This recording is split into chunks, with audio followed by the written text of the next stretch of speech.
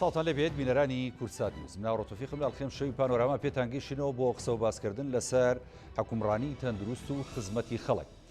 ئەومان نەزانین لە ماوەیەکی زۆر نزیکدا لە مانگیدا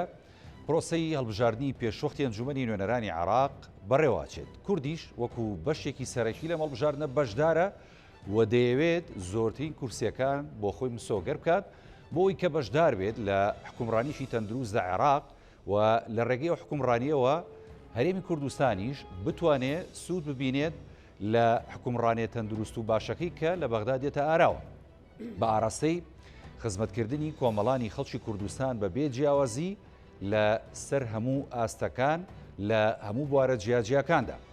یەکێتی نیشتیمانی کوردستان لەگەڵ بزوتنەوەی گۆڕان هاوپەیمانی کوردستانیان پێکێناوە بۆ مەبەستە و ئەم هاوپەیمانیە بە دروشمی بە یەکەوە بەهێزترین دەچێتە ناو شێبڕچەی هەڵبژارنەکەوە. ئەم شەو بە درێژی گفتوگۆکەین لەسەر ئەم بابەتە ئامانجی هاوپەیمانێتیەکە وارووا کاندیدەکانی هاوپەیمانی کوردستان بۆ دەستەبەرکردنی حکومڕانیشی تەندروست لە عێراق و لە هەرێمی کوردستان لە پێناو کۆمەڵانی خەڵکی کوردستاندا. زۆر سوپاسی بەڕێز دکتۆر ئاسۆ فەریدون دەکەم کە کاندیدی هاوپەیمانی کوردستان لە بازنەی سلێمانی لەگەڵمە لە بەرنامەی پانۆراما. دکتۆر بەخێر بێ، سپاس دەکەین. خۆشحاڵم کە جارێککە لە نزیکەوە ببینم. زۆر مەمنونتم، سپاس دەکەم. وەکو ئاماژەم پێدا ئەم جارە هەڵبژاردننی ئەنجومەنی نوێنەرانی عێراق زۆر جیاوازەوەی کە باسەکرێت یعنی لە هەموو ڕۆکانەوە پێچێت یعنی عێراق بچێتە قۆناغێکی نوێی حکومڕانی دەستوری سیاسی یاسایی. بەگشتی وەکو کاندیدی هاوپەیمانی کوردستان لە بازنەی سلێمانی ئەمێ خوێندنەوەیەکی جەنابەت بزانین لەسەر هەڵبژاردننی ئەم جاری عێراق. زۆر سپاس دەکەم کاکە هاوڕێجان و بەناوی خوای گەورە و میهرەبان. ڕێز و احترامێکی زۆرم بۆ جەنابەت و بۆ بینەرانی عەزیز و خۆشەویستمان هەیە. ینی تۆ بۆ ئەوەی کە سێرێکی قسەکانی جەنابەت ڕاستە، من تا حەدیەوەی دەڵێم ئەم خولەی هەڵبژاردن کە خولی پێنجەمی هەڵبژاردننی ئەنجومەنی نوێنەرانی عێراقە خولێکی تەسیسیە، ینی خولی یەکەمی ئەمە هەڵبژاردننی پەرلەمان ساڵی 1924 بوو بە مؤتەمەری تەسیسی ناسراوە. ئەمەش تقریبەن لە دوای 2003 بە هەمان شێوازە، ینی لە دوای ڕوخانی ڕژێمی سەدە. سێری مؤشرەکان کەین هەر تۆ ئەمڕۆ لە وتەی بلاخارست ئەتوانی چەند مەسجێکی زۆر بە قووەت وەرگری. یەک، سووربوونی ئەوان لەسەرەوەی هەڵبژاردن لە کات و ساتی خۆی لە دەیدەی 2021 پشتیوانی کۆمەڵگەی نێودەوڵەتی بۆ ئەم هەڵبژاردنە و ئومێدی کۆمەڵگەی نێودەوڵەتی بەوەی کە دەرەنجامی ئەم هەڵبژاردنە لە پرۆسەیەکی دیموکراسیە دراویشتەکەی پەرلەمانێکی بە قووەت، پەرلەمانێکی تەشریعی کە بۆ عێراقێکی تەسیسی هەنگاوەنێ. لە پێش ئەگەر بگەڕێنەوە بۆ چەند مانگی ڕابردوش ئەتوانین ببینین ئەو ڕتیفاقێکی زمینی لە نێوان جمهوری ئیسلامی ئێران و وڵاتە یەکگرتووەکانی ئەمریکا هەبوو بۆ ئەنجامدانی ئەم هەڵبژاردنە لە کاتی خۆی لە دەیدەی 2021 و پشتیوانیش لە پرۆسەکە، پشتیوانی لە هودنەیەکی زمینی لە نێوان ئەو دوو دەوڵەتەیە، هودنەیە کە ئەمریکیەکان مستەفیدن لێی بە حکمیەوەی کە دیموکراتیەکان بە دوای ینی بڕوایان بە هەیمەنی اقتصادی هەیە، نەک بە هەیمەنی عسکەری وەکو جمهوریەکان، و هەیمەنێکی اقتصادی پێویستی بە ئارامی سیاسی هەیە کە ئەوان دەیانەوێت لەم قۆناغەیە بەدیبێنن. ئێرانەکانیش بە هەمان شێوە حکوومەتێکی نوێ هەیە، حکوومەتێک کە کێشەی ناوخۆی هەیە، دەیەوێت عێراقێکی ئارام مەجال بابەوان کە کێشەکانی ناوخۆیان لەژێر ئەو فشار اقتصادی کە هەیەە چارەسەر بکەن. جارێکی کەژەگەر سێرکەین کۆمەڵگای نێودەوڵەتیش بە هەمان شێوە وڵاتانی ئەوروپا و وڵاتانی دراوسەی کەش پشتیوانی پرۆسەی هەڵبژاردن. مؤتەمەری چەند ڕۆژی لەمەوە پێش ڕەنگە شایەدی لوتکەی بەغدا شایەدی ئەمە بێت. ئەگەر چەند ڕۆژی ڕابردوش گەڕانەوەی سەدرەکان بۆ ناو پرۆسی سیاسی بە هەمان شێوە مؤشرێکی بە قووەتە بەوەی کە بەرەو قۆناغێکی مهم ئەڕۆین. و ئەگەر سێری وەثیقەی حیوار الوەتەنی کە وەثیقەی کە لایەن و کوتلە سیاسەکان ئیمزایان کردو بۆ سەدرەکان بگەڕێنەوە، سێرەکەی دوو چەند خاڵێکی زۆر گرنگی تایە کە ئەمە کرێ بەرنامەی داهاتووی پەرلەمانی عێراق بێ. لەوانە یەکەم کە من ئەو دوانە سەرنجی ڕاکێشام دامەزراندنی سوپایەکی عێراقی یەکگرتووی بەهێز کە ڕنگدانەوەی هەموو پێکاتەکانی عێراقی تیا بێت. طبعاً لە مادەی نوێی دستوری عێراقیشە ئاماژەی پێدراوە و تایەتی نزع سلاح الفصائل کەم نزعی سلاحی فەسائلە و هەمویان لە دوو شتا ئەبینیتەوە یەک بەڵە چەکداماڵینی فەسائلەکان یەک لەوەی بینیتەوە ئێرانەکان لەوە چێ پشتیوانی بکەن متفقن لەسەر ئەوە و بۆ هەر بۆ معلوماتی جەناب تو بینەران ینی فەسائل بە 300 کاندید بەشدارە لە 20 فەسیل بە 300 کاندید بەشدارە ئەمە گەڕانەوەی ئەم فەسائلەیە بۆ ناو پرۆسەی سیاسی بە تشجیعی ئێرانەکان و بۆیە دامەزراندنی سوپایەکی عێراق دیسانەوە یعنی یەکلاکەرەوەی یەکێک لە پرسە زۆر گرنگەکانە کە ڕەبتە بێتەوە بە هێزی پێشمەرگەی کوردستانیشەوە بۆیە لێرە ڕۆڵی کاندیدەکانی کورد مهم ئەبێ دوو ئەوەی کە من تێبینیم کرد لەو خاڵەیە لەو عفو لە وەثیقی حواری وەطنیە خاڵی ناوهێنانی مەجلیسی ئەعمارە طبعاً مەجلیسی ئەعمار ئەو مەجلیسەیە کە لە زمانی حکوومەتی مەلکیە پرۆژەی 50 ساڵی ئەعماری عێراقی بنیادناوە یعنی ئێستا تۆ گەر هەر لەم سلەیمانی خۆمانە هەردوو بەنداوی دەربەندیخان و دووکان بەشێکن لە پرۆژەی مەجلیسی ئەعمار معمەلی چیمەنتۆی سلەیمانی بەشێک لە مەجلیسی ئەعمار معمەلی شەکری سلەیمانی بەشێک لە ئەعمار مەجلیسی هین معمەلی ئەنسیجە فەرش بەشێکە لەوە و ئەمە طبعاً بە هەمان شێوە لە هەموو عێراقا مەجلیسی ئەعمار یعنی هێنانی ناوهێنانی مەجلیسی ئەعمار یعنی خطەیەک بۆ 50 ساڵی داهاتوو لە عێراقا یعنی پرۆژەی گەورە لە عێراقا یعنی پرۆژەی تەسیسی لە عێراقا کە بە دڵنیاییەوە لێرە دیسانەوە ڕۆڵی ئەندامانی ئەنجومەنی نەرانی عێراقی بەشی کورد دەرئەکەوێت کە بەشێکی گەورەی کە بەشێکی حسەی کورد لەم پرۆژە استراتیژیانە بەر بە هەرێمی کوردستان کێ بەس ئەوە کە ئەمەش معنای چییە ینی تەنها ئەوە نییە پرۆژەی و بێت پرۆژەی عنی بازار پرۆژەی عنی استثمار پرۆژەی عنی پارە پرۆژەی عنی هەلیکار پرۆژەی عنی گەشەکردنی ئابووری لە ناوچەکەیە باش دکتۆر جانیانی شیکردنەوەیکی زۆر وردە کرد بۆ بابەتەکە دەستەکانت خۆش بێ ینی بۆ نمونە ئێستا باست لە کورد کرد و باست لە کاندیداکانی کورد کرد و لە نێواندا بۆ نمونە کاندیداکانی هاوپەیمانی کوردستان کە دەچنە بەغدا دیارە کە ئەم هەڵبژاردنە هێندە گرنگ بێت و لە ئێستەوە بەردی بناغی کۆمەڵێک ئاوا ینی چۆنەڵی بنیادنانی استراتیژی لە عێراقدا ڕێژرێت دیارە ئەمە خۆی قۆناغەکە قۆناغیشی گرنگتر و گەشاوەتر بۆ عێراق بنیادەنێ ڕۆڵی کورد ئالەم نێوەندەدا چی ئەبێت و کورد ئەتوانێت چۆن بەشدار بێت لە بنیادنانی عێراقیشی پێشکەوتوو کە لە نێویاندا مافەکانی کوردی تێدا دەسەبەر کرابێ سپاس ئێمە خۆمان لە بە حزبەکانی دەسەڵاتەوە ئەڵێن چارەسەر لە بەغایە حزبی ئۆپۆزیسیۆن ئەڵێ چارەسەر لە بەغایە وڵاتانی دەوروبەر پێمانەڵێن بەشدار بن لە پرۆسەی تەسیسی عێراقێکی بەهێز چونکە ئێوە سیفادە ئەکەن لە بەهێزبوونی عێراق دەوڵەتی دەوروبەریش بە هەمان شێوە پێمان ئەڵێ بەڵام خێرە خۆمانەوە نەزانین یعنی بەڕاستەکەی مهمە ئێمە خۆمانەوە بزانین کە نەک عێراقێکی بەهێز بۆ کوردستانێکی بەهێز مهمە بەڵکو لە ناو ئەوانەشە بڕیار لەلای حکوومەت نییە بڕیار لە ناو پەرلەمانە لە دەوری کورد لە پەرلەمانە ینی دەوری بەقوتی کورد بۆ لە مۆدووە لە پەرلەمانێکی بەهێزی عێراقیە پەرلەمانێکی تشریعی بەقوتە لە عێراق کە دەورێکی تەسیسیە بینێت زۆر مهمە ئەوەی کە مهمە مراجعە بکرێتەوە ڕۆڵی ینی بۆچوونی کورد خۆیەتی بۆ ئەم ڕۆڵە بەڕاستی ینی من بەڕێی من ئەبێ ینی سێرێکیەوە بکەینی ئێمە لە ڕابردووە چۆن یعنی لە 2005 ئێمە دەورێکی تەسیسیمان هەبوو بۆ دانانی ئەم دستوری کە من بیرم چوو بەڕاستی بیان دیسان ڕاستەکەی دەست و پەنجەی کوردی زیاتر پێوە دیارە وەکولەوەی پێکاتەکانی کە تیابێ ئەو دەورە کورد لە سەرەتا دەورێکی هەبوو بۆ دامەزران ینی عادی دامەزرانەوەی لە دوای ڕوخانەوە بەڵام هەلومەرجەکە جیاواز بوو یعنی کۆمەلگای دەوڵەتی وەکو ئێستا پشتیوانی لەو عێراق نەبوو تۆر دراوسەکانی عێراق و بەشێک لە دەوڵەتە عەرەبیەکان جارێ هاتنی ئەمریکا بە غەزودا لەبەرەوە هەر خۆشیان ئەمریکەکانش بە احتیلالیان دانا بۆ شەرعیەتی بنێ لەبەرەوە پشتیوانەکە جیاواز بین و سەر لوبی مۆزوعەکە کورد خۆی پێویستی بە مراجعەیە کە بۆ ئەو خەلەلانەی پێشتر هەیە بۆ لە عێراقا بۆ ئەو شێوازی مامەڵەکردنە ینی بەڕاستیە بێ کورد بگاتەوە قەناعەتەی کە دەوری تەسیسی لە عێراقێکی بەهێزە دەوری ڕۆڵێکی باشیە بێ بۆ کوردستانێکی بەهێز چەسپاندنی دیموکراسیەت لە عێراقا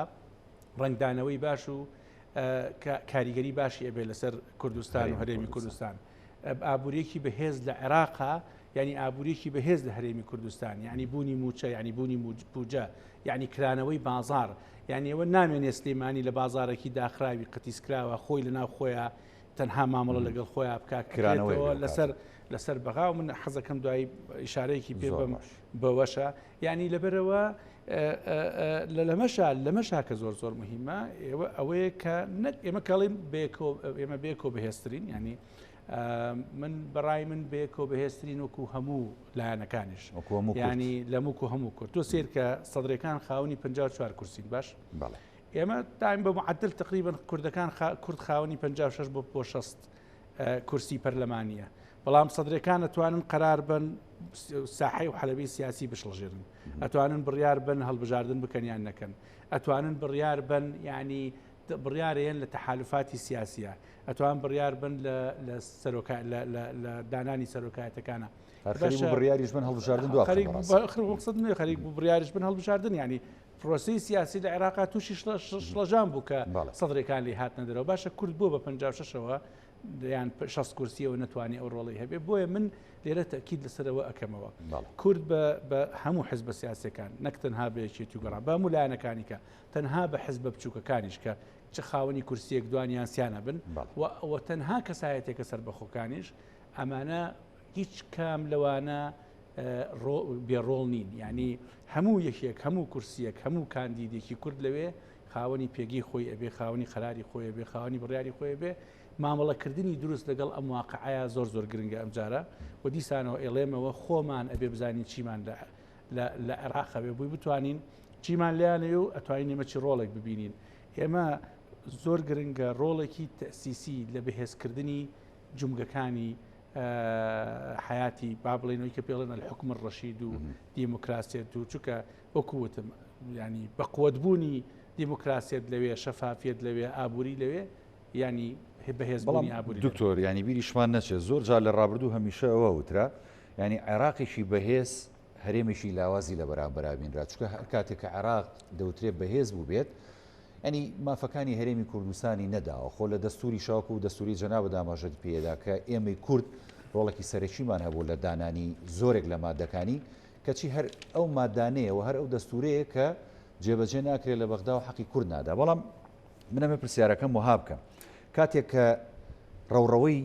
حکومڕانی لە عێراقە گۆڕێەوە دەسەڵاتەکان یاین دەسەڵاتی جیاوازترە بن لەوەی ڕابردوو هەیە و کورد ئەگەر ئەکتیڤتر وەکو جەناب بدوتێ بە بەهێزتر و بەیەکەوەی بچنە بەغدا چۆن ئەتوانن ئەم مافانە جارێکی تر لە چوارچێوەی دەستور بۆ کورد بەدەست بێنەوە چکە کۆمەڵێک دامەزراوە هەیە لەوێ کورد ئەتوانێت پێی پێبەرێ بەڵام لە ڕابردوو پێی پێ نەبراوە وەکو دادگای دەستوری عێراقی کورد ئەتوانێت ئەمانە بکات لە داهاتوە ئەتوانێت ڕۆڵی هەبێت یاخود نەخێر ناتوانێت هەروەکو ئێستا هەبێت ئەقرەگەر تەواوە سپاس دەکەم پرسیارێکی زۆرش لە جێی خۆیەتی کە تۆ خۆت لەگەڵ دابڕان و دوورکەوتنەوە و جوداکردنەوە و دوور ینی هاتنە دەرەوە لە ناو پرۆسە گەورەی کە پێڵێن پرۆسەی ینی پرۆسەی بنیاتنانی عێراقا نەبیت خەڵبەتە تۆش وەکو چۆن ڕۆڵت نابێ ینی حقوقیش نامێنێ ئەو کاتە بەڵام تۆ کە بە هێزەوە بەشدارە بی لەو پرۆسەیە کە تۆ کاکە لە ناو کووردا کادری پەرلەمانی بەهێز هەیە کادری سیاسی بەهێز هەیە کادری ئیداری بەهێز هەیە بەشداریکردن لە ینی لەو پرۆسەی بنیادنانەوەیە بە تاکید ڕۆڵێکی یان تەسیرێک یان ئیجابی و پۆزتیڤی ئەبێ لەسەر بە خەڵکی بەهێزەکرێ بە بەشداری بەهێزەکرێ بە بڕوابوون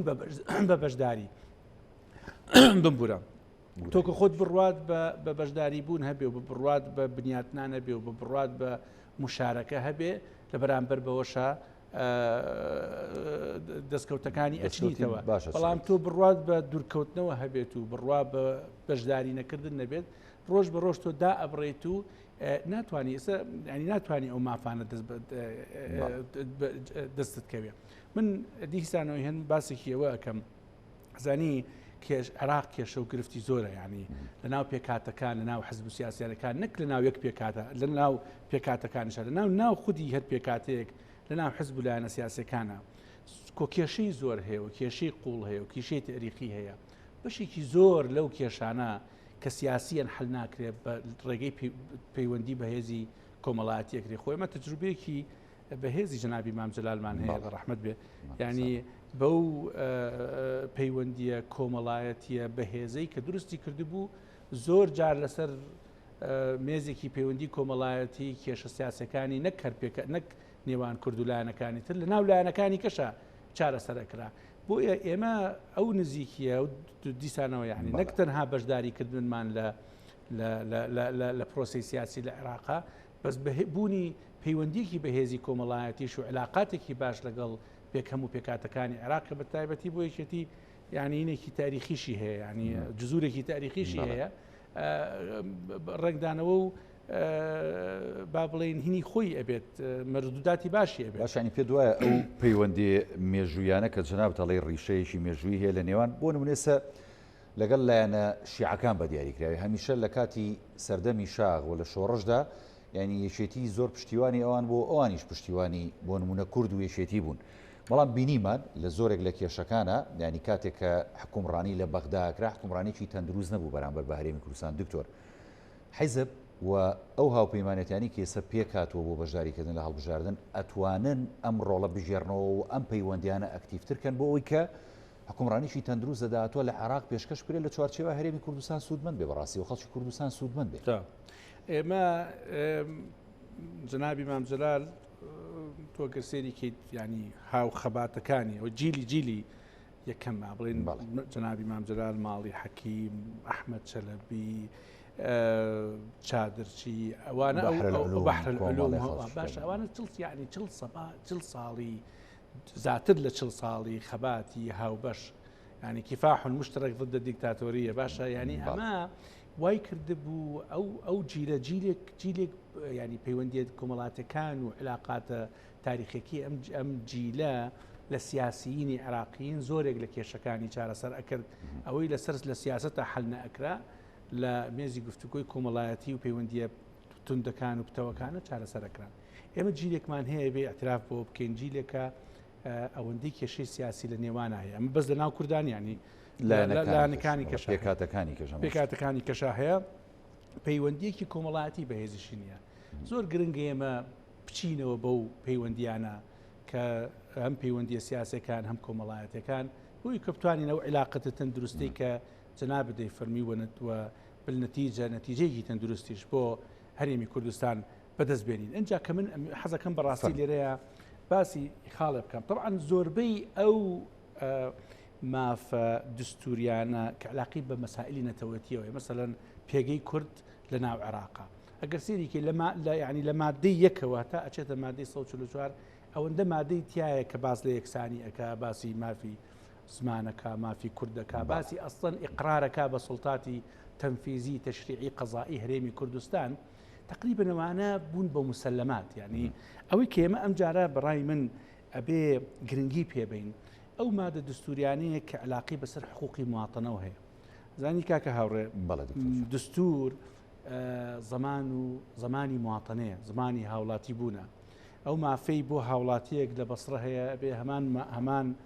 ماف بێ لە دهۆک ئەوەی لە عێمارە هەیە بێ هەمان ماف بێ لە هەولێر ئەوەی لە ناسریەیە بێ هەمان ماف بێ لە سلەیمانی تۆ سێری مادەکانی پاپچینە 6 بابە دستوری عێراق خۆی تەڵعان زۆرە تۆ باسیکی لە بەرنامەی زیاتریە بەڵام زۆر بە کورتی بابی دووەم مادەکانی 14 بۆ من زۆر بە کورتی باسیەکەم 14 بۆ 34 مەسەلەن سێری ئەمەکە مەسەلەن بەڵێ لە مادەی شانزەیە باسی تەکافؤ الفرص ئەکا حق المكفول لجميع العراقيين کاتە فرسەی کەسێک بۆ کار بۆ ئیستثمار بۆ بازرگانی لە بێ لە سلەیمانی و لە شوێنیشیکی لە عێراقا بەس لە ئەنبارە یەک بێت تكفل الدولة حماية الأموم والطفولة والشيوخة تكفل الدولة للفرد والأسرة الضمان الاجتماعي والصحي تكفل الدولة الضمان الاجتماعي للعراقيين في حال الشيخوخة والمرض يعني تو سيركا ئێستا ئێمە يعني خەڵک ئێستا چاوی لەوەیە بژێوی ژیانی چۆن چاک ببێ چۆن نوێنەرانی عێراق لەوێ بتوانێ يعني کە باز لە وجودی کوردەکە لەوێ و کە نوێنەری ڕاستەقینی ئەم کەسە بێ چۆن تەسیری لەسەر ژیانی ڕۆژانەیە و کەسە بێ من نمونەیەکە بۆ ێنمەوە کە باسی زەبیانی ئێمە زمانی بۆ نمونە سەحی ڕەنگە من و تۆ هێشتا نەگەشت بینێتە تەمەنی زەخت و شەکرە انشاءالله وڵی جارە من بانێڵم کەشفی نەکەین بەڵام کەسێک زەختی هەبێت و شەکرەی هەبێ بەلانی کە مۆچوار دەرمانی درێژخایانی هەیە دەفتەری نەخۆشەکان درێژخایان هەیە باشە ئەمانە سە بەداخەوە لەبەرەوەی مادەکانی کەمە زۆربەی خەڵک ئەیکڕێ دەرمانیش گرانە یعنی تۆ کە زمانی سەحی لە عێراقا بوو ئەو کاتە تۆزانی لە کەمترین حەددا کەسێک کە 3 دەرمان 4 دەرمان هەیبێت بۆ نەخۆشی درێژخایەن 50-60 دیناری بۆ گەڕێتەوە ئەمە شتێکا کە دەخلی فەردێک لێرە نزیکی 500,000 باشە کە بازاری سلێمانی بە بازاری عێراق باقی عێراقەوە بەستایەوە تۆ ناچی لێرە بنزین بە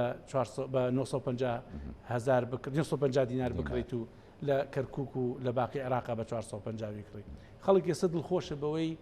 موچەکەی وەکو خۆی پێدرێ لە کاتی خۆیان پێدرێ بەڵام نزمی بازار نییە خۆیانی ئەوەش دیسانە بێت لەسەر جاوە دیسانەشەوە زمانەکە هەر دیسانەوە لە بەغایە وتمان بەڵام خەڵکیش قەلەقل لە بازار لە بەرزبوون و نزمونی بازار خەڵک قەلەقلەوەی بنزین ڕۆژ بە ڕۆژ گرانترە بێ ئەبێ ئێمە ینی کە بازارەکەمان بەستەوە ئەو کاتە خەڵک ناچ بە هەمان سعر لە کەرکووک بە چەند ئیکڕە لێرەش بۆنە ئیکڕێ کاکە من نمونەیەکە بۆێنەوە تۆ خاوەنی قەمەرێکی بچووک بیت باشە 2 جار بنزین کەیتە سیارەکە 6 لیترەکە باشە باش ئەگەر هەبە 1000 بێ 950 مقارنەکە 6,000ەکە باشە زەربی چواریکە ئەمە 6ەکە 220ەکە 2 جار پرکی 480 تۆ لە 480 200 لە زیایەوە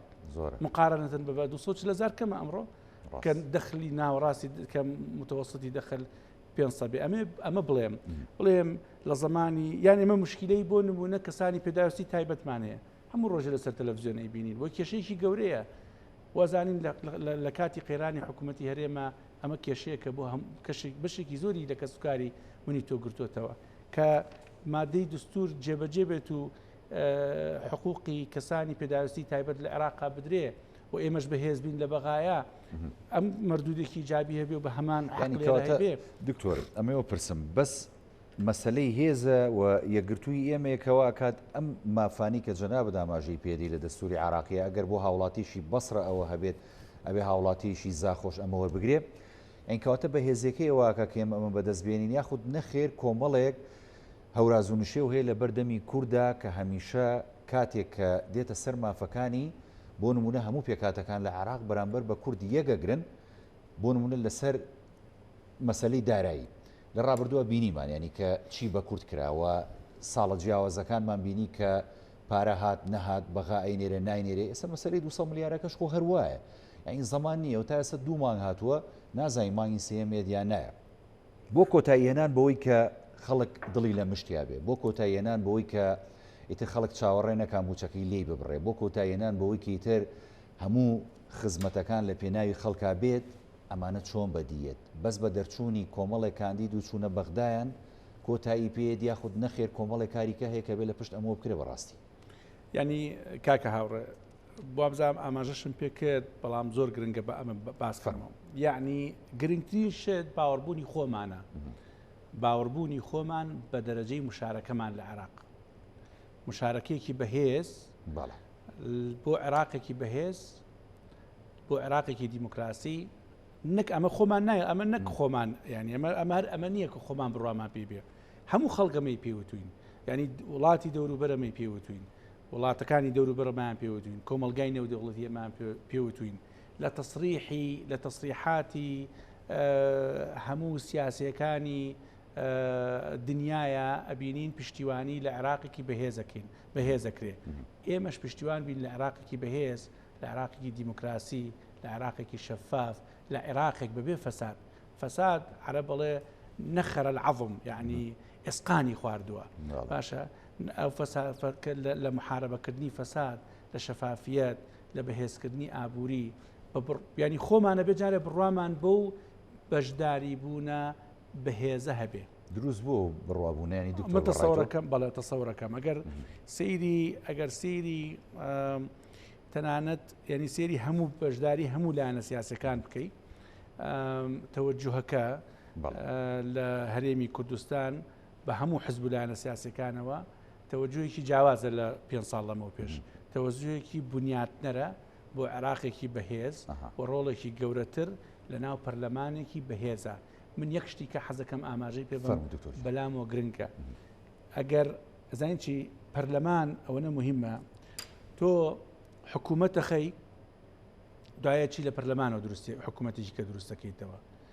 تۆ حکوومەت دەڕوخێنی هەرچی تۆ بۆ ناو پەرلەمان تۆ شەرعیەتە تێ وەرگری بۆ وەزارەت هەرە بێ بچیتەوە بۆ پەرلەمان تۆ ئەتێ دستور جێبەجێکەی هەرە بێ بچیتەوە بۆ پەرلەمان. پەرلەمان مؤسسەیەکی تەشریعیە گرنگیەکی گەورەی هەبووە ئێستا زۆر گرنگتر ئەبێ لە پرۆسەی داهاتووی عێراق لەم پرۆسەی کە پێی ئەڵێن پرۆسەی تەسیسیە مؤشرات وا ئەڵێن من وای ناڵێم ئاسۆ وا ناڵێ مؤشراتەکان وا ئەڵێن سێرکردنی بۆچوونی عێراقیەکان خۆیان ینی عێراقیەکان مەقسەدم هەموو عێراقیەکان باشە بە کورد خۆشیەوە سێرکە ئەزانێت کرد لە پەرلەمانی عێراقا ڕۆڵی مهمە دەوری مهمە بۆ قۆناغی داهاتوی عێراق بە بەقووەترەوە بەشداریەکە لەوە زۆر مهمترەوە بزانین کە ئەم جارە پێکاتەیەکی ئەم 329 کەسە تەبان ئەمە بۆ یەکەم جارێ هەڵبژاردنێکی بازنەی بێ بابزانام جەنابەتیش پێ بەش بەرنامەکە ئاماژەمان پێکرد ئەمە یەکەم جارە ینی ئەمە خولی پێنجەمە 4 خولی پێشووتر لیستی کرا و لیستی داخرا بووە گەر بەبیرەکە ئێستا یەکەم خولی بازنەی بێ ینی ئەو کەسایی کە یعنی و حزب سیاسیانە کە کاندیدەکانیان دائنێن زۆر بە وریایی بە تەکنیکێکی کاندید دەنگهێنێ ینی وە خەڵکیشە دەنگە بە کاندید و لە سنوورێکی بچووکە هەم کاندید ینی ئەم خەڵکەکە زیاتر دەتوانێت تەرکیزکە لەسەر ئەو کاندیدانەی کە متمانەی پێبن باشە لەبەرەوە ئەوەش بێ بزانین تەنها حزبی سیاسی بەشداری نەکردو باسی کوردستان ناکەن سەر بەخۆشی تایە 329کە خەریتەکەی جیاوازە بێ لە خەریتەی ینی خەریتەی سیاسی پێشووتر شەرت نییە هەموو ئەوەی کە حزب و لایەنە سیاسەکان ئایانەوە جێبەجێ بێ باسی عێراقەکەین یعنی زۆربەی لایەنەکان مەترسیشی گەوریان جا لێرە لەبەرەوە کەواتە چی ئەبێ ئەم کاتە لەبەرەوە 3 بڕیاردەر هەیە بڕیاردەرێک حزب و لایەنە سیاسەکانە ئەوی شەرت نییە هەموو کاندیدەکانش حتا نوێنەرەکانی خۆیان 100% بە قسەیان ینی ئەو مؤشرە هەیە مؤشرە ئێستا زیاتر لە ناو شیعە و سونەکانیش ئەمە یەک کەسایەتی سەر بەخۆمە ینی بڕیارێک هەیە لێرە بەس دیسانە ڕەنگە ئەوەندەی ناو پەرلەمان بە قووەت نەبێ بڕیارێک هەیە لە ناو قوبەی پەرلەمان ئەوش بڕیارێکی مهمە یعنی لێرەیە دیسانەوە دۆستایەتی زۆر جار هەیە بە دۆستایەتی و ڕەفاقەت و نزیکیە توانی بڕیارێک بە خۆت بپچڕی بە حکمی ئەو پێکاتەی بە دەنگ بەدەستبێنی سێهم قوبەش مهمە ینی قوبەی پەرلەمانەیە حزبی سیاسیە ئەمەشیان سێهم لاش مهمە معارەزەیەکی بەهێزیشەیە کاکە هاوڕێ سێرکە معارەزەیەک دروست بوو حەقیقیە لە عێراق چێن جبهة المعارضة الوطنية العراقية لداخل في الداخل جبهة المعارضة الوطنية في الخارج كالدروة خريكة اعترافي بيكري باشا تشرين كان وصدري كان يعني عادة يعني لنا وحكومة أهن لهمان كاتا لنا وبرلماني شاهن لسرجع أوبوزيشن شاهن أما بيكاتي كي بقوة به ليرة بو يعني ياري كدنك قرصة وریایی ئەوێ زانایی دکتۆرەمە یەک پرسیاریکە بکەم لەسەر ئەم یاریکردنە قورسەوە جەنابیش ئاماژەت بە خاڵێکی زۆر گرنگ کرد پێشووتر یانی چکەوتت جیلی ئێستا لەگەڵ جیلی سەردەمی سەرۆک مام جەلال و ئەمان زۆر جیاواز بوو بە دانیشتنیشی بەسیط هەندێک کێشەی گەوریان لە نێوان هەرێم و بەغدای یەکلا کردوتەوە بەڵام پێ وایە یانی ئێستا ئەو جی لە نوێی کە هاتۆتە پێشەوە لە عێراق و وەکاندیدن و لە داهاتووە لە دوای دەیدەوە ئەبنە ئەندامی ئەنجومەنی نوێنەرانی عێراق کورد و کاندیدەکانی کورد وەلایەنە سیاسەکانی کورد یعنی ئەتوانن مامەڵەیەشی دروست و تەندروست بکەن لەگەڵ ئەم جیلە جیاوازە سرکە کە لەوە چێ ئەوە تا لەلایەنەکانیشی ئەخۆشیان ناژیرن جاوەرە کورد چۆن قەنەعاتیان پێ بکە ئاسانە یاخود نەخێر قورسە و ئەبێ بزانی دەرچێکی وە بدۆزیتەوە کاکە هاوڕێ چارەسەکردنی پرسەس ینی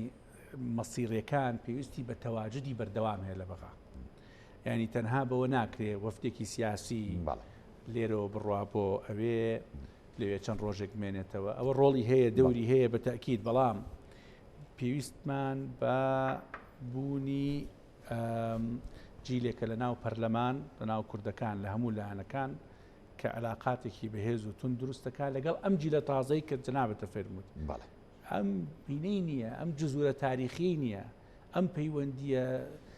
مێژووی نییە ئەم ڕەگە داکوتراوی نییە ئەم پەیوەندی 40 ساڵی خەباتەی نییە لەبەرەوە قورسترە ئێتە تۆ سێرکە بن نمونەت بۆی یعنی هەرەوە خۆی ئەمە وەڵامی ئەوەیە یعنی ئمە بپرسین بۆچی دانوستانەکان پێشتر ئاسانتر چارەسەر بوون ئەی بۆ ئێستا دانوستانەکان دەیان مەطەبی تێکەوێت دەیان چاڵی تێکەوێت دەیان کێشەوێتە بەردەم لەبەر ئەوەی کە جنابەت فەرمووی ئەم جیلە نوێیە کە ئەو پەیوەندی نییە ئەو کاکە لەگەڵ ئەو جیلیە کەمە علااقاتێکی ڕوحیشیان هەبوو بێ ئەمانە لە بەغا ڕایان کردووە هاتووتەنەتە شاخ لە شاخ ڕایان کردو چوونەتە بریتانیا لەوێ بێکۆ لە مؤتەمەرە بەشداریان کردووە علااقاتیانە بۆ تا دوایی بۆیە ئەمە گرنگە یعنی مەسەلەکە بەس ئەوە نییە جیلێکی پەرلەمانی ئەنێری بۆوێت لە کورد بە جیلێکی کەشت هەیە ئاشنانیە بۆ علااقەتە ئەبێت تو علااقەتێکی نوێ لەسەر بنەمایەکی تازە لەگەڵ یا دروستکەی ئالێرە ڕۆڵەکە ڕۆڵە تازەکەی ئەندامانی پەرلەمانی عێراق لەم خولە بە تایبەتی ئەم خولە کەوت و کووتمان خولێکی تەسیسیە تایە بە بڕوای من ئالەم خولە پرسی یەکلاکەرەوەی تیا بڕیاە درێ پرسی موچە و بوجێ یەکلا ئەبێتەوە بەنسبەت هەرێمی کوردستانەوە پرسی مەجلیسی ئەعمار و پرۆژەی گەورەی بۆ عێراق کە پرۆژەی تەسیسی گەورن بۆ خوتەی 50 ساڵی داهاتووی عێراق ئەگە پشکی کوردیتیانە بۆ نییە ینی بازاری کورد بەشێک نابێت لەو بجزە بەلاحیکە بۆم پرۆژەیەدانرا دکتۆر ئاسۆئی مەسلەی خاک وەنەتەوە و ناوچە جێناوەکان ئەلەم خولەی نوێی ئەنجومەنی نوێرا ئەگەر بێتە پێشەوە ئاسانە بێت چکۆکو بەڕێستەڵیت ینی مامەڵەکردن تۆزێ قورسە بەڕاستی لەگەڵم جیلە تازە سەکەی جەنابەت زۆر سپاست دەکەم مستم یەک نقطە ئاماژە پێمون بێمە سەرەوە نقطەی ئەم خولەش خولی یەکلاکەرەوەی دروستکردنی سوپایەکی نیشتیمانی بەهێز ئەبێ و دیسانەوە ڕەبتە بێتەوە بە پرسی هێزی پێشمەرگەی کوردستان ئەمیش یەکێکە لە پرسی یەکلاکەرەوەکان کە 16 ساڵ 18 ساڵ یان 16 ساڵ لە بە درێژایی ئەم چوار خولی ڕابردوو کێشە و گرفت بووە خاڵی گرنگت باس کرد کە خاڵی پێنجەمە ئەم خولە بۆمان دەرەکەوێت نیەتی لایەنە شیع و سونەکان لایەنە عەرەبەکان بۆ چارەسەرکردنی کێشەی ناوچە جێناکۆکان یان المناطق المتنازع عليها نیەتیان چییە؟ ئایا نیەتیان هەیە کە چارەسەریکەن تۆ گەر سێری بکەی لە مادەی 140 باز لە تەطبیعەکە خۆشتا تەطبیع نەکراوە ئەزانی تەطبیع پێویستی بە دانوستانی نێوان حزب و لایەنە سیاسیەکانە قیاداتی سیاسی پێویستی بە قوبەی پەرلەمانە پێویستی بە لۆبیکردنە ینی پێویستی بە ڕێککەوتنی پێشوەختەیە تەطبیع ینی تۆ تەطبیع پرۆسەیەکی قورسە پرۆسێکی ئاسان نییە ئەبێ هەر هەمووی بە ڕوحی با بڵین ینی ڕوحێکی نیشتیمانی بۆ ئەوەی کە بۆ چارەسەرکردنی کێشەکە بڕوانێتە مۆزوع من یانیەوەی کە ئەڵم ناتوانم بڵێم نیەتی لایەنە عەرەبەکان دەرەکەوێ بۆ شێوازی مامەڵەکردن لەگەڵ ئەو مادە دستوریە لەگەڵ ئەم پرسە ئەم کێشەی ئەم ناوچانە و لێرە شارۆڵی کورد دەورە بینێ بۆ تەهیئەکردن ئامادەکردن زەمینە خۆشکردن بۆ ئەو پرسی تەطبیعە لەگەڵ بەڵێ دکتۆر ئاماژەت بە خاڵێک کرد مەسلەی دانوستان کە لەم ماوانەی ڕابردووە قورس بووە لەگەڵ بەغدا بۆ نمونە حکوومەت یاریمی کوردستان بە سەرۆکایەتی کاخوبا تاڵەبانی جێگیری سەرۆکوەزیرانی یاریمی کوردستان چەندین جار چووە بەغداوە چەندین خول دانوستانی کرد بەو هەموو ینی بربەستانی کە جەنابەت ئاماژەت پێدا ینی خۆشبەختانە توانرا تا ڕادەیەک هەرێم و بەغدان لێک نزیک بنەوە ئەم دەستکەوتانی کە ئێستا هەیە 200 ملیارەکە و کۆمەڵێ دەستکەوتی تر کە لە داهاتووە بینین بەحساب باسەکرێ نەوتی سپی و بنزین و کۆمەڵە مەسایلی دیکە کە پەیوەندی هەیە بە ژیان و گوزەرانی خەڵکە و داتە هەرێمی کوردستان ڕۆڵی حیزب و بە دیاریکراوی لە ناویانە یەکێتی نیشتیمانی کوردستان و لە سەرویانەوە ڕۆڵی کاقوباد ینی ئالە مەسەلانەیە چۆنە بێ ئاخۆ ئێوە ئینشاڵا گەل لە داهاتوە چوونە ئەنجومەنی نوێنەرانی عراق چۆن پاڵپشتە بن بۆ ئەم مەسەلەی دانوستان و گفتوگۆ و ینی ئاساییکردنەوەی ئەو دۆخی کە هەیە لە هەر بۆ یعنی زیاتر وەکو ئەڵێ پشتیوانی کرد ئەو پرسیاری جنابەت زیاتر پشتیوانی لەو بۆ چوونە ئەکاکە قوبەی پەرلەمان قوبەیەکی یەکلاکەرەوەیە تو سێرکی کاقوبات کە جنابی کاقوبات کە چوو بۆ بەغدا تەنها نەچوو لەگەڵ حزبولانە سیاسەکان و شخصیاتە سیاسەکانە دانوستان بکە زۆربەی کاتەکەی لە ناو پەرلەمانە بردەسەر لە ناو پەرلەمانی عێراقا چونکە بڕیارەکە لە ناو پەرلەمانی عێراقا بە ئێستاشەوە قسەیەکی جوانم توت کاکەڕێوتە لەم خولەشە چەندین کەسایەتی هەبوون لە دەرەوەی بۆ چوونی حزبولانە سیاسەکانیە حزبولانە سیاسەکانی شیانە کرد یعنی و برادرانی لە بەڵێ کوردیشی تاکید لە سێری ئەوە بکەی ئەندامانی ینی پرسەکان دابش کرده بوو لە ناو پەرلەمانی عێراقا یەک لەگەڵ ئەندامانی پەرلەمانە قسانە کرد ئەوە دیسانەوە ئەو ینی ئەوە پشتیوانی ئەو قسەیە ئەبێ کە ڕۆڵی پەرلەمان زۆر گرنگە و ئێستا لەم خولەشە گرنگتر ئەبێ جنابەت ماشەیەکی کەشت پێ کرد من ئەگەر بەبیرت بێ ئێمە لە 2016 بەردە کە پارێزگاری سلەیمانی بوو ئێمە پلاتفۆرمێکی محافەزاتمان کرد لەو پلاتفۆرمەیە پارێزگارەکان و بەڕێوەبەرە گشتیەکانی ڕۆشنبیری و سیاحە و ئێستسمار هاتن و یانی ئەو پەیوەندیە وای کرد کە ئێمە بتوانین لێرە نرخی بنزین بۆ نمونە بە 450 دینار بێ ئەمە وای کرد کە بتوانین نەوت دابشکرێت لە هەرێمی کوردستان یعنی هەمووشمان نەزانین کە چارەسەرەکە لەوەیە لێرەشە بۆیە من ئەڵێم ینی هەموو بەشداربوونێکی بەهێز هەموو ئیمانێک ینی بڕوابوونێکی خۆمان بەوەی کە ئەتوانین لەم پرۆسەیە بە قوت بەشدارکەین و بەشداری بە قوتمانە بێ دائیمە مردودی باشیە بێ زانی من ئیمانم بەوەیە ئینسان لە هەموو شتێکە سەبرکە باش تەنها لەوە نەبێ کە ژیان و بژێوی خەڵک چاکات هەتا زوو بیکی باش هەتا ئێمە بەشدارێکی بەهێزبان هەبێ لە عێراقا لە بنیاتنانی ئەم عێراقەیە ژیان و بژێوی خەڵک باشە بێ بە نمونەوەی کە جنابت فەرمووت چوونی وەفدی کوردستان مردودی باشی هەبوو گەڕا ینی بوونی موچە بەم شکڵێکی ئێستا هەیە بە تایبەتی ئەگەر خەڵک قسەکە جوان بوو ئەگەر خەڵک دوودڵ نەبێ بڕوای بەوە بێ کە هەموو مانگێک موچەکە ئاوایە ژیان و بژێوی خەڵک ئەگۆڕێ کراوەی بازار لە سلەیمانی بوونی فرسەتی یەکسان بۆ مستەسمرێک لێرە کە بچێت لە بەسڕە ئیشکا و کەسێکیش لەیەوە بێ پارە بێنێتە ئەم شارە و ئەم شارە ببوژێتەوە قازانجی خەڵکی تایە هەر شتێک ینی هەر کەسێک بیکا کە قازانجی خەڵکی تیا بێ بەڕای من هەتا زوو بکرێ باشە و خەڵکیش من دڵنیام دەستخۆشی لێکە. دکتۆر ئاسوفەریدون جەنابەت کاندیدی هاوپەیمانی کوردستانی لە بازنەی سلێمانی هاوپەیمانی کوردستان لە پێناوچی دامەزراوەوە ئاخۆ لەو بڕواایە کە بۆ نمونە یەشێتی و گۆڕان هێندە خزمەتی خەڵکیان کردبێ کە توانن دەنگی پێویست بێنن و خەڵک دەنگ بدات و خەڵکتان ئاش کردوتەوە خەڵک ئینسان کە ئیشی کرد هەڵبەتە گلەی شێتە سەر ئینسانی خاوەن طموح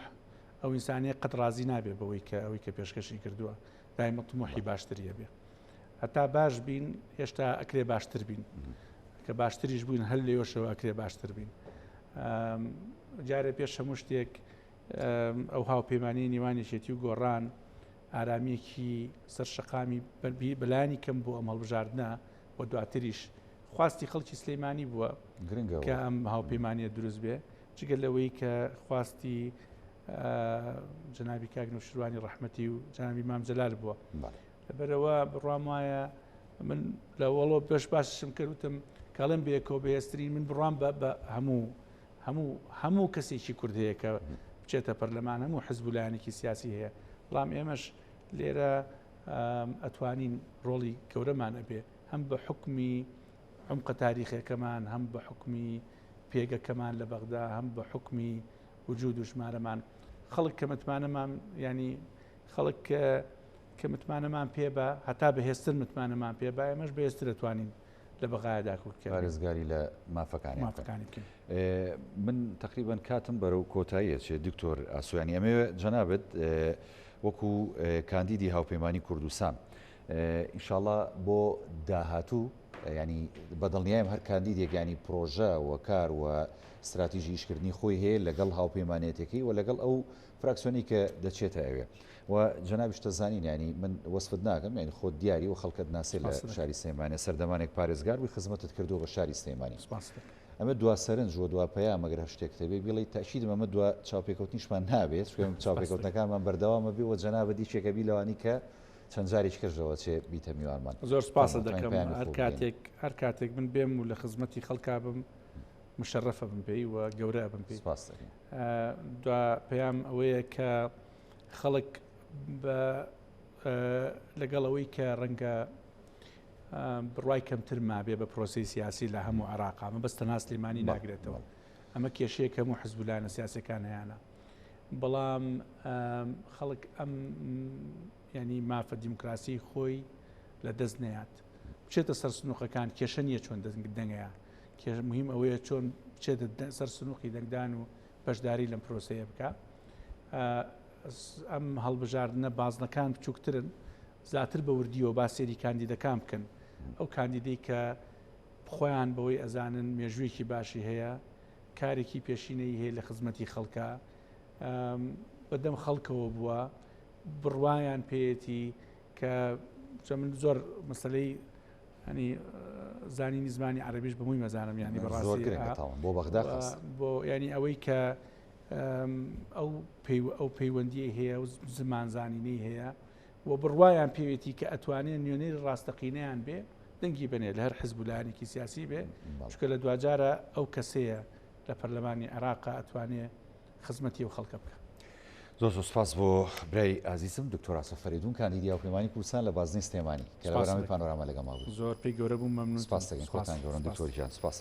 بەڵێ بینەرانی بەڕێز هەڵقەیەم شەوی پانۆراماتان پێشکەش کرا میشە ساغ و تەندروست باش بن. خواتان لەگەڵ. دەستەکان خۆش بێ زۆر سپاس. مەمنونی.